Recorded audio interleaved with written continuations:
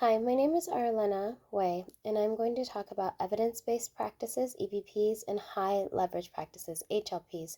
These frameworks guide how we teach, assess, and respond to learners' needs. As special education teachers and autism specialists, you are required by law to support students with research-based instructions, strategies, and supports.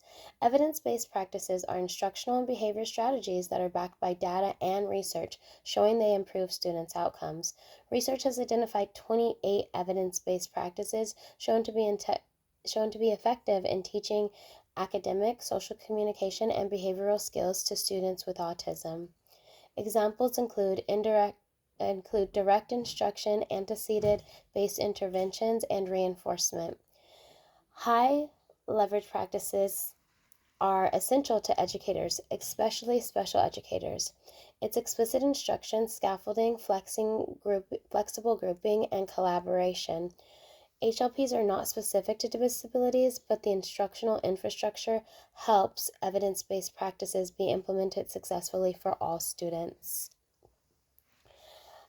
It's important, evidence-based practices are important because some of the positive things are that the proven strategies lead to better outcomes for students with autism disorder and low incidence groups, specific enough to guide instruction and intervention like behavior reduction and social skills.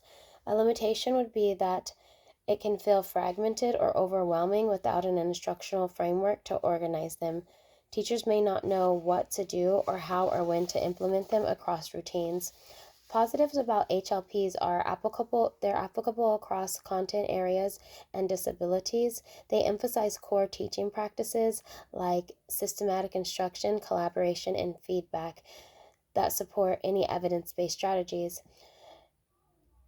Limitations would be they don't specify specific techniques proven for a population like children with autism spectrum disorder.